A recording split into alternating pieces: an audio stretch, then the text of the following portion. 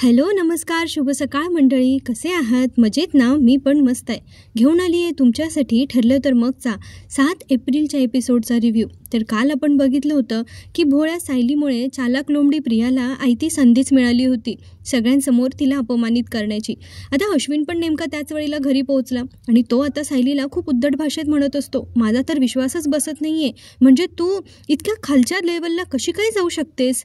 त्यानंतर प्रिया म्हणत असते, अरे तिला आपल्यावर नाही माझ्यावर नजर ठेवायची होती, माझ्यावर लक्ष ठेवायचं होतं, म्हणून ती इतक्या खालच्या दर्जाची वागली आहे. तिला माझ्या चुका दाखवायच्या असतात ना सतत, आणि ती कशी महान आहे हे सगळ्यांना पटवून द्यायचं होतं, म्हणून ती अशी वागली. बाकी सुभेदार तर डोक्यावरच पडलेत. सायलीला ती अशी का वागली म्हणून पण विचारणार नाहीत, ते सरळ तिच्यावर फायरिंग सुरुवात करतात सगळ्यात मोठे डोक्यावर पडलेले सुभेदार म्हणजे प्रतापराव.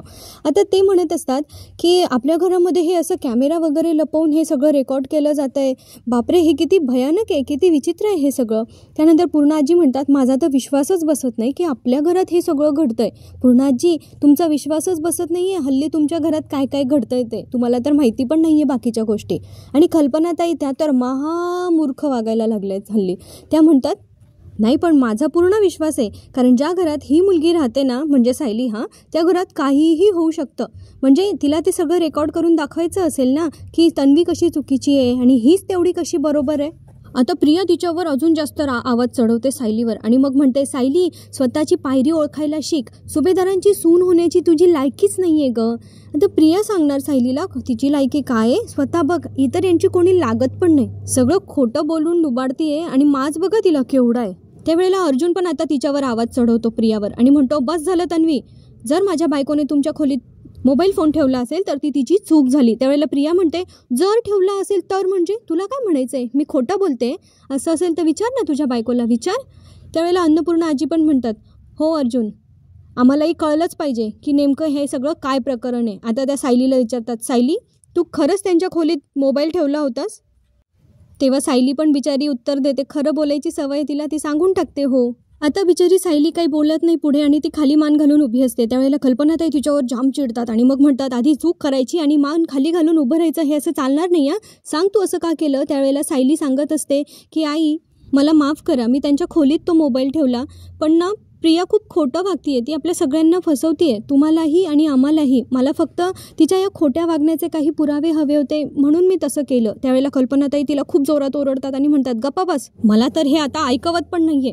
सायली खरं बोलतीये ही गोष्ट प्रियाला झोंबली. आता ती आता खूप संतापली आणि सायलीला म्हणत असते की मी आई बाबा आणि पूर्ण आजींना फसवते, ही गोष्ट तू बोलूच तरी कशी शकते. त्यावेळेला अश्विन म्हणतो, तुला या घरात जो मान मिळतोय ना, जे तुझं सगळे प्रेम मिळतंय, मान मिळतंय, तो हिला बघवत नाहीये ना, हा हिचा प्रॉब्लेम आहे. त्यावेळेला अर्जुन आता सायलीची बाजू घेतो आणि अश्विनला खडे बोल सुनवतो आणि सांगतो की तुझी बायको आहे ना, घरात खोटं बोलून हा मान मिळवते ना, हा आमचा प्रॉब्लेम आहे. तेव्हा अश्विन म्हणतो, आलास लगेच बायकोची बाजू घ्यायला, म्हणजे हा बाजू घेतो ते चालतं आणि अर्जुनने घेऊ नये का. त्यावेळेला अर्जुन म्हणतो, आज माझ्या बायकोला तिच्या विरुद्ध पुरावा नाही मिळाला, कारण तिने तो चुकीच्या पद्धतीने मिळवण्याचा प्रयत्न केला, पण ज्या दिवशी तन्वी विरुद्ध आम्हाला एक जरी पुरावा मिळेल ना, त्या दिवशी तुमच्या सगळ्यांची तोंड बंद होतील. त्यावेळेला आता प्रतापराव अर्जुनवर चिडतात, अर्जुन तन्वी या सुभेदारांच्या घरची सून आहे हे विसरू नकोस. तेव्हा अर्जुन म्हणतो, हे तिने लक्षात ठेवायची गरज आहे डॅड, म्हणजे घरात रोज रोज नवीन तमाशे होणार नाही. त्यावेळेला पूर्ण आजी इतक्या प्रेमाने, म्हणजे एकदम असं खिविलवाना चेहरा करून तिच्याकडे बघत असतात तन्वीकडे की किती बिचारी आहे. आणि ती पण पूर्णाची बघितलंस ना, चूक सायलीने केली तरी ऐकून मलाच घ्यावं लागतंय, फ्रॉड मीच ठरले ना. बघितलंच अश्विन, मी म्हणाले होते तुला, जोपर्यंत हे सायली आणि अर्जुन ह्या घरात आहेत ना, तोपर्यंत ते आपल्याला शांततेत नाही जगू देणार आणि ते या घरातून जाणार पण नाहीत. अरे ते इतकेच ठिया मांडून बसतील. पण आता मला हा रोज रोजचा अपमान नाही सहन होते रे, चल ना आपण कुठेतरी दुसरीकडे राहायला जाऊ. तेव्हा पूर्णाजी म्हणतात, असा विचारही करू नको तन्वी बाळा, आणि सगळ्यांनाच एकदम पुळका येत असतो, एकदम कळवळा येत असतो तन्वीचा. त्यानंतर ती म्हणते, चल ना आपण कुठेतरी दुसरीकडे राहायला जाऊ, आपण रस्त्यावर राहू, चालेल मला, पण मला शांततेत राहायचंय रे.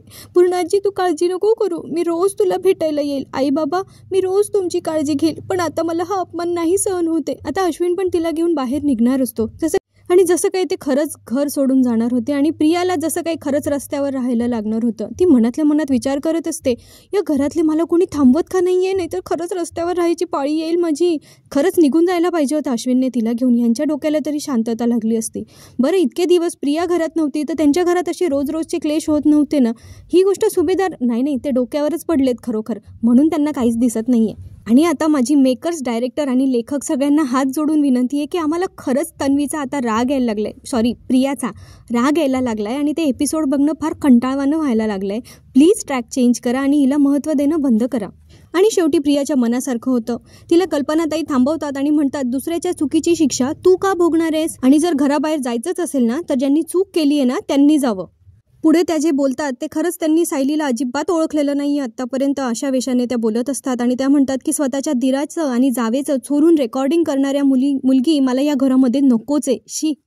आता अर्जुनच्या डोक्यावरून पाणी गेलंय आणि त्याच्यातला वकील जागा झालाय बरं का. तो आता त्याच्या मम्माला स्पष्टपणे विचारतो की मम्मा हे सगळं मोबाईल रेकॉर्डिंग आणि हे सगळं रूममध्ये लपवण्याबद्दलचं चाललंय ना. मग ज्या वेळेला अस्मिताई स्वतः आमच्या रूममध्ये आमचं चोरून बोलणं ऐकत होती त्यावेळेला तू तिला घराबाहेर काढलं होतंस का. जे बात.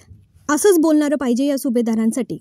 पुढे तो म्हणतो, ही तन्वी, हिने तर आजपर्यंत काय नाही केलं. दागिने चोरले, आमच्या रूम बाहेर जाऊन चोरून ऐकते आणि अजून लिस्ट खूप मोठी आहे. त्यावेळेला तुम्ही हिला काही नाही बोलत. आणि त्या दिवशी पाडव्याच्या दिवशी तो ब्लँकेट आणि फूड पॅकेटचा तो सगळा गोंधळ जो होता ना तो सुद्धा आय एम शुअर की हिनेच घातलेला असणार आहे. त्यावेळेला मी तिथे नव्हतो आणि तुम्ही काय केलं, तुम्ही सगळ्यांनी तो विषय कन्व्हिनियंटली बंद करून टाकला का. कारण तेव्हा हे प्रूव्ह झालं होतं की तो ग्लास तन्वीनेच फोडला होता. आणि आता सगळ्यांना एकदा ते आठवतं बरं का की पाडव्याच्या दिवशी काय झालं होतं. पण अर्जुन ज्याप्रमाणे म्हणतो ना की अस्मी आणि तन्वी यांच्या चुका यांना दिसतच नाही, फक्त सायलीची चूक दिसते. अगदी बरोबर आहे. एवढं सगळं त्यांना आठवतंय पण तरी सुद्धा अश्विन काय बोलतोय अर्जुनला माहितीये. वा, म्हणजे तुझ्या बायकोने चुगली केली तर, आणि ही काय करते मग. अर्जुन म्हणतो, एक मिनिट अश्विन, चुगली करणं आणि दिवसभरात काय काय झालं हे नवऱ्याला सांगणं याच्यामध्ये खूप फरक असतो. पूर्णा आजी आता अर्जुनला थांबवतात आणि म्हणतात, अर्जुन, तन्वी चुकली होती तेव्हा तिला या घरात येऊ नको अशी शिक्षा मी दिली होती. आणि मग अर्जुन म्हणतो, आणि मग नंतर ती पुन्हा खोटं बोलली आणि तू पुन्हा तिला या घरात येऊ दिलंस. एक गोष्ट तुम्ही सगळ्यांनी लक्षात ठेवा की ही तन्वी आहे ना कधीच खोटं बोलायची थांबणार नाहीये. आणि एक गोष्ट तुम्ही पण मान्य करा की तन्वी आणि अस्मिताई यांनी काहीही केलं तरी तुम्ही त्यांना लगेच माफ करतात. पण माझ्या बायकोने साधी एक चूक जरी केली ना तरी तुम्ही 6 महिने ती गोष्ट लक्षात ठेवतात. पण माझ्या बायकोला कधीच माफी मिळत नाही. सायलीला आता यांचे नेव्हर एंडिंग वाद थांबवायचे आहेत म्हणून ती बिचारी स्वतःच माघार घेते आणि मग म्हणते, आई बाबा मला माफ करा. पण प्रिया आज दिवसभर त्या खोलीत एकटीच असणार होती म्हणून मी त्या खोलीत मोबाईल ठेवला होता. त्यावेळेला प्रतापराव म्हणतात, माफी मागायचीच असेल ना तर ती आमची नाही तन्वीची माग.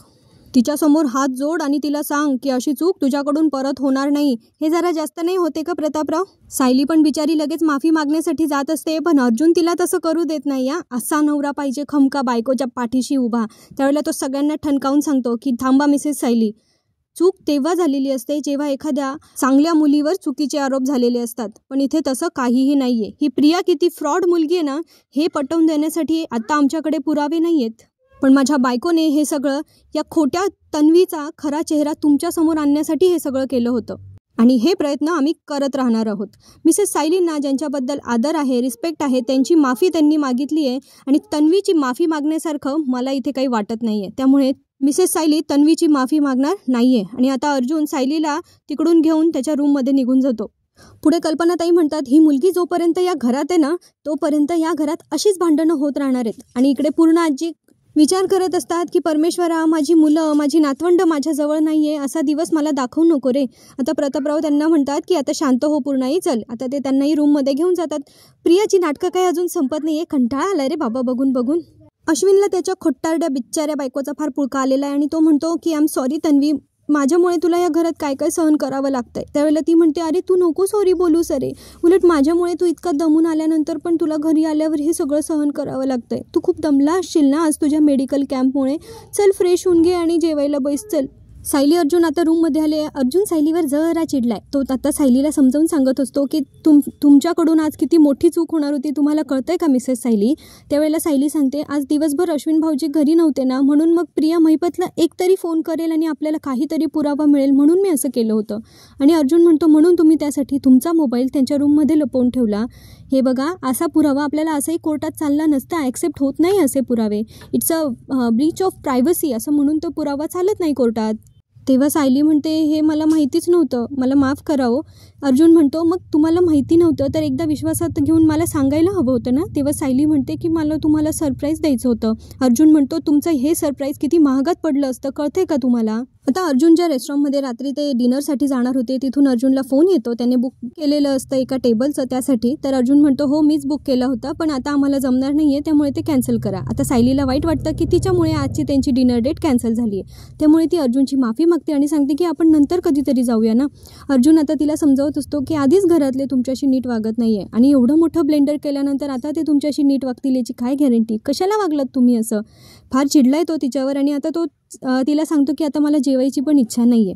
सायली इतकी साधी भोळी ना की तिला प्रियासारखा चॅप्टरपणा अजिबात जमणार नाही आहे. त्यामुळे आता तिला असं वाटतं, आता मी काय करू, माझ्यामुळे घरचे सगळे चिडलेत, हे पण चिडलेत, आता मी सगळ्यांना मनवण्यासाठी काय करू असा विचार सायली करत असते.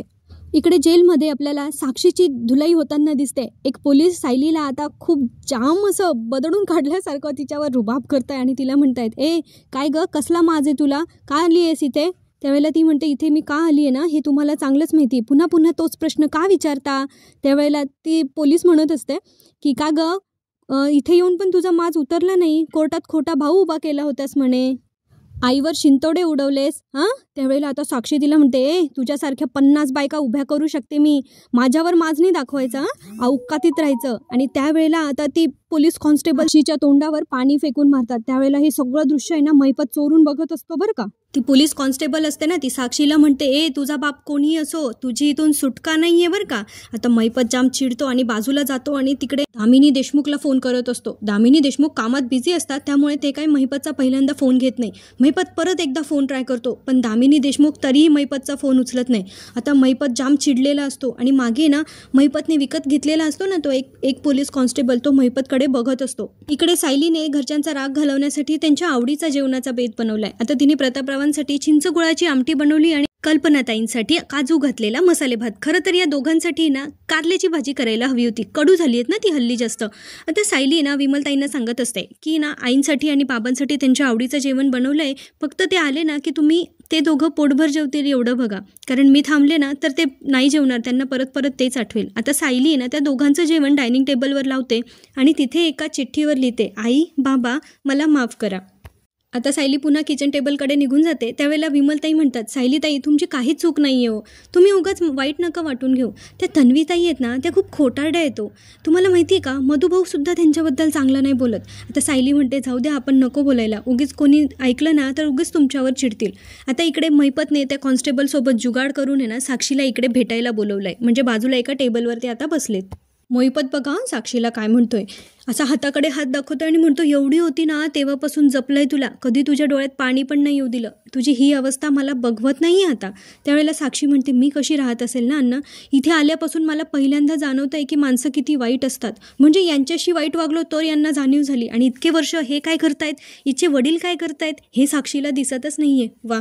आता त्या दुसऱ्या एका पोलीस कॉन्स्टेबलने आधी तिथे उभे असलेल्या लेडी कॉन्स्टेबलला बाहेर पाठवलं आहे आणि तिथे तो स्वतः उभा आहे. त्याच्यानंतर त्याने बाहेरून जेवण मागवलं आहे आणि आता महिपत आणि साक्षीकडे दिलं आहे आणि म्हटलं की यांना पोटभर खाऊ घाला, अजून चमचा पण दिला आहे मस्तपैकी. महिपतने आता छानपैकी चमचा पुसला आणि त्या हवालदाराला सांगत असतं की इथे माझी पोरगी आता जेवण करणार आहे, तू दाराजवळ जाऊन उभा राहा आणि कोणालाही तिचं जेवण होईपर्यंत जर कोणी आत आलं तर मी डायरेक्ट मर्डर करेल. म्हणजे बापरे, जेलमध्ये पण यांची अरेरावी चालते, किती कलियुग आहे. आता महिपत साक्षीला म्हणत असतो, घे पोरी, बापाच्या हातानं 2 घास खा, तू घरी ते असताना डाएट फाईट काय करायची, तेव्हा पण एवढी बारीक नव्हती झाली जेवढी आत्ता बारीक झाली, खाण्यापिण्याकडे लक्ष दे जरा. तेव्हा ती म्हणते, इथे रबरसारख्या पोळ्या आणि पाण्यासारखी आमटी असते, जेवणच जात नाही मला, तुम्ही मला इथून सोडवण्यासाठी काही करणार आहात की नाही अण्णा. त्यावेळेला महिपत सांगतो, 113% माझे प्रयत्न चालू आहे, त्या पवारला मी हकलून दिलं आहे आणि त्याच्या जागेवर आता एक नवीन वकिलीन बाई आणलं आहे, त्या बघ तुला हा हा म्हणता या इथून बाहेर काढतील. मी तर म्हणतो हा हा पण म्हणता येणार नाही, तेवढ्यात तू बाहेर निघशील. मी तर म्हणतो त्या इथे आल्या ना की तू त्यांना व्यवस्थित सगळ्या प्रश्नाची उत्तरं दे. मग बघ, आठवड्याभराच्या आत तू आपल्या घरी परत येशील. मग ती मऊ गादी, AC, चायनीज, तुला हवं ते आयुष्य आरामातलं जीवन सगळं तुझं असणार आहे. आता साक्षीला पण आशा वाटायला लागली आहे बरं का, की खरंच तिची आता सुटका होणार आहे. आणि तसं होऊ पण शकतं, कारण दामिनी देशमुख आहेत त्या असं करू पण शकतात की अर्जुन त्यांचा डाव उधळून लावेल. हे आपल्यासाठी खूप मनोरंजक आणि इंटरेस्टिंग होणार आहे. आणि लवकरात लवकर त्यांनी आता हे कोर्टाचे सीन दाखवावे अशी आपल्या सगळ्या प्रेक्षकांची इच्छा असणार आहे. कोण कोण माझ्या मताशी सहमत आहे मला कमेंट करून नक्की सांगा. आता सायलीने अर्जुनसाठी पण ताट घेतलंय आणि मस्त ती त्यांच्या रूममध्ये ते ताट घेऊन गेली आहे. इकडे प्रिया सायलीकडे बघते, ती हसतच वरती गेलेली असते. त्यावेळेला प्रियाला तिचं तेवढंही हसणं सहन होत नाही आणि ती म्हणते, ही सायलीचं ना जरा अतिच झालंय सध्या. आता पण मला बघून कशी हसत गेली. हिचे ना दात नक्की घशात घालावे लागणार आहेत मला. आता प्रियाला काय किती जळकुटे पण नाही त्या सायलीवर. दुसरीकडे किल्लेदारांच्या घरी प्रतिमा आत्याने स्वतःला खोलीत कोंडून घेतलंय. सुमन काकी आणि नागराज त्या रूमच्या बाहेर उभे राहून त्यांना आवाज देत असतात की दार उघडा, दार उघडा. पण प्रतिमा आत्या तिकडे विचार करत असतात. या सगळ्या गोष्टींचा त्यांना आता त्रास व्हायला लागलाय की त्यांना या गोष्टी खरंच आठवत नाहीये की नेमकं त्यांच्यासोबत काय होतंय. त्यांना रिकॉल होत असतं की त्यांनी एकदा ती गुलाबाची फुलं छान कुंडानीत सजवली होती आणि त्यावेळेला प्रियाने तिथे ते कारस्थान केलं होतं आणि त्यांना असं वाटलं होतं की त्यांनी काठी आणून टाकले तिथे. त्यानंतर आता ती भेटायला आली म्हणते, पण यांना तर आठवतच नाही आहे की ती भेटायला आली. ह्या सगळ्या गोष्टींचा ते आता खूप जास्त विचार करत असतात. त्यावेळेला तिकडे आता रविराज येतात. त्यावेळेला सुमन काकी त्यांना सांगतात की बघा ना, वहिनींनी केव्हापासून दार लावून घेतलं आहे आणि आता त्या उघडतच नाही आहे. पण मग आता रविराज त्यांना सांगतात, प्रतिमा काय झालं आहे, काय वेडेपण आहे हा, दार का नाही उघडत आहे, उघड बरं. पण प्रतिमा आत्या काही दार उघडत नाही. तेव्हा रविराज त्यांना सायलीची शपथ देतात. तेव्हा कुठे जाऊन प्रतिमा आत्या दार उघडतात. आता सुमन काकी आत गेल्यावर म्हणत असतात की जेव्हापासून तन्वीचा फोन येऊन गेलाय ना तेव्हापासून यांची मनाची अवस्था अशी झाली आहे. त्यावेळेला रविराज म्हणतात, तन्वीचा फोन येऊन गेला? अगं असं काय बोलली तन्वी? पण त्यांनी काय दाखवलं नाही आजच्या एपिसोडमध्ये की तन्वी काय बोलली आहे ते. बघा पुढच्या एपिसोडमध्ये बघूयात आपल्याला याच्यावर काय होतंय. आता इकडे कल्पनाताई आणि प्रतापराव जेवायला आले. त्यांनी जेवणाचा मेन्यू बघितला आणि ते खुश झाले जेवणाचा मेन्यू बघून. आणि त्यावेळेला प्रतापराव आता विचारतात विमलला की हे सगळं तू बनवलंस? त्यावेळेला त्या म्हणतात नाही, मी नाही. मग लगेच कल्पनाताईंना कळतं की हे नक्कीच सायलीने बनवलं असणार आहे. म्हणून ते म्हणतात, बस कौतुक नको आहे मला आता. आणि ते दोघं आता जेवतात. आणि सायलीने जी चिठ्ठी लिहून ठेवली होती ना, मला माफ करा, ती चिठ्ठी कल्पनाताईंनी बघितली पण खूप रूडली अजून तिला पटकून दिली अशी बाजूला. काही त्याच्यावर रिॲक्ट केलं नाही. इकडे अश्विनचा अजून तिळपापड चालूच आहे. तो म्हणतो दिस इज लिमिट. म्हणजे ते दोघं इतके विचित्र वागू शकतात. माझा तर खरंच इतका राग येतोय ना, मला संताप होतोय अश्विनचा आता खूप जास्त.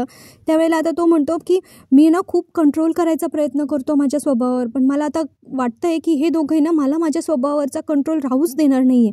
त्यावेळेला तन्वी अजून आगीत तेल होते आणि मग म्हणते, नाही अरे आपण अशा वेळेला आपल्या रागावर ताबा कशाला ठेवायचा, कंट्रोल ठेवायचाच नाही ना, कारण या घरात तूच असा आहे केस जे त्यांना म्हणजे ठिकाणावर आणू शकतात. असं त्याला आता अजून जास्त झाडावर चढवत तन्वी त्याच्या रागामध्ये अजून जास्त तेल उतरण्याचं काम तिथे करत असते. सायलीने आज सगळ्यांच्या आवडीचं वेगळं जेवण बनवलंय. किती वेळ लागला असेल ना हिला एवढं सगळे मेनू बनवायला. आता तिने अर्जुनला काय बनवलं आहे तर छोले पुरी आणि त्याला आवडते तशी खोबरं पेरून रव्याची खीर. आणि ती मस्तपैकी ती प्लेट सजवून घेऊन येते. पण अर्जुनला काय भूक नसते, तो बोलत नाही तिच्याशी, तो म्हणतो मला नको आहे. तेव्हा सायली म्हणते की हे सगळे ना माझ्या नवऱ्याच्या आवडीचे मेनू आहेत आणि तुम्ही सांगा ना, तो सध्या माझ्यावर चिडला आहे तर तुमचं ऐकेल तो, सांगा ना त्याला माझ्यावर चिडू नको, बायकोला माफ कर म्हणा. तेव्हा अर्जुनला हसायला येतं. आधी अर्जुन जेव्हा सायलीशी बोलत नसतो ना तेव्हा ती म्हणते, अरे याच्यात तर खोबरं घालायचं राहिलं. आणि तिला माहिती आहे चांगलं की अर्जुनला रव्याची खीर खोबरं घालूनच आवडते. त्यामुळे आता अर्जुन म्हणतो की शक्यच नाही, माझ्या बायकोला चांगलं माहिती आहे की मला काय आवडतं. ती म्हणते, हो ना, मला झोपेत कोणी अगदी विचारलं ना तुमच्या आवडीनिवडी तरी मला माहिती आहे, पण सध्या माझा नवरा माझ्यावर चिडलाय ना, म्हणून ते अर्जुनला सांगत असते की तुमचं ऐकतो ना तो, तर समजवा ना त्याला. आणि अशा पद्धतीने रात्र संपण्याच्या आधी त्या दोघांमधला अबोलाही संपतो आणि भांडणही मिटतं. आता सायली त्यांच्या रूममध्येच मस्तपैकी कॅन्डल लाईट डिनरचा माहोल बनवते आणि ते दोघं छानपैकी डिनर करतात. आणि अर्जुन म्हणत असतं की मला माझं युनिवर्स सांगतंय की तुला जगातली बेस्ट बायको मिळाली आहे. आणि त्या दोघांमधलं प्रेम आपल्याला इथे फुलताना दिसतं. दुसरीकडे दामिनी देशमुख पोहोचले आहेत आता तिकडे पोलीस स्टेशनला आणि तिथे म्हणतात की कुठल्या कॉन्स्टेबलने माझ्या आशिलावर हात उचलला आहे आणि अशा पद्धतीने प्रश्न विचारलेत. आणि त्या येतात आणि तेव्हा दामिनी देशमुख म्हणतात की अशा पद्धतीने माझ्या आशिलाशी वागायचं नाही, ते विसरायचं नाही की त्यांची वकील दामिनी देशमुख आहे. आता सस्पेन्शनसाठी तयार राहा. तर मित्रांनो, आजचा रिव्ह्यू कसा वाटला मला कमेंट करून नक्की सांगा. भेटूया पुढच्या भागात. तोपर्यंत आनंदी राहा, खुश राहा, आपली आणि आपल्या प्रियजनांची काळजी घेत राहा. आयुष्य खूप सुंदर आहे, मस्तपैकी जगत राहा. चॅनलला सबस्क्राईब करायला विसरू नका हां. आपल्याला लवकरात लवकर 1000 सबस्क्रायबरचा टप्पा पार करायचा आहे. त्यासाठी प्लीज माझी मदत करा. व्हिडिओ आवडला असेल तर नक्की लाईक आणि शेअर करा. पुन्हा भेटूया. धन्यवाद.